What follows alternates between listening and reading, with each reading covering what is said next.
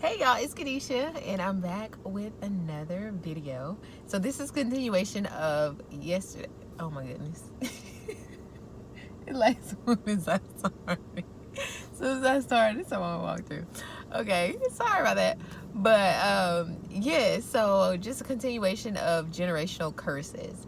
And I can't really remember where I left off at, but I was saying how basically in slavery they were more so forced because they were sold off to another family. And so that left the women without husbands, and technically the family with, the children without fathers. And so I just wanted to go in on that and say how that is, of course, a curse.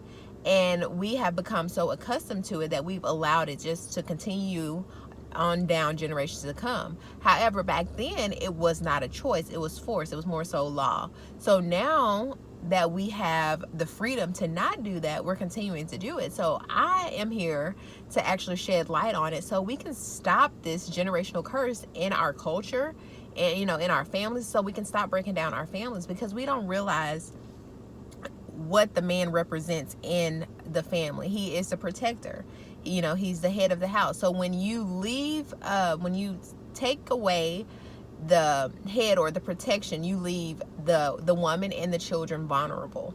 And that's why we see so much going on within our families, that we were just like, why is this happening?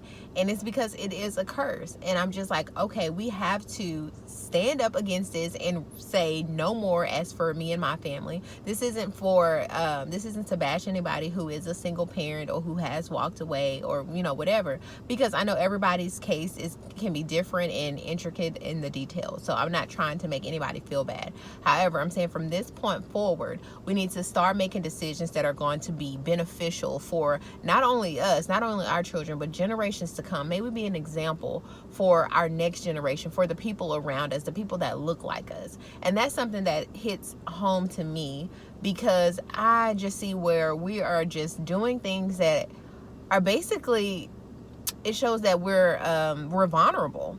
And most of the time it isn't our fault. We don't make the choice when we're children. We don't make the choice of what our parents do. We didn't even make a choice of being here in the world.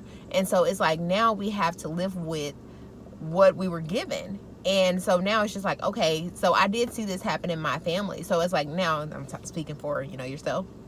I seen this happen in my family, so it's like, okay, now I'm gonna make the decision so this does not happen. And I'm not saying like you're in control of somebody walking away from you. It's like, no, but I do need to realize that, and I'm speaking to the women now. Like, I need to have a standard, and I need to allow myself to not just be victimized by, or to sit myself in a victim role where I'm actually just allowing myself to be open to any and whatever thing. And I'm just like, okay, because y'all, this is a root thing. This is not something that is just, I don't know, you know how we see the fruit. We see the fruit, but like the tree, I wish I could turn it around and see the tree. The tree, it stands tall, but you have to, if we were to dig up the tree, like, it's so many roots under there that's holding that tree, the reason why it's able to stand up, however tall. And we have to realize that with our families, and why we're acting the way we're acting is because of a root problem. And most of the root problem goes back to not having that security in a family, in our fathers that we would like to have. And like I said, this isn't because, this isn't to excuse like other races, that because people deal with this in any race. However, like I said, it's more so prominent in the black race, and that's why I'm, being black, is going to speak up about it, because it's so sad and I don't want to see this happen any longer anymore. So I hope you guys join with me, and hey, be the first person in your family to stand up and say, okay, no more. As for me and my family, we're not going to do things just because this is how it's always happened. It's like, no, we're going to set a standard, and we're going to live by that standard.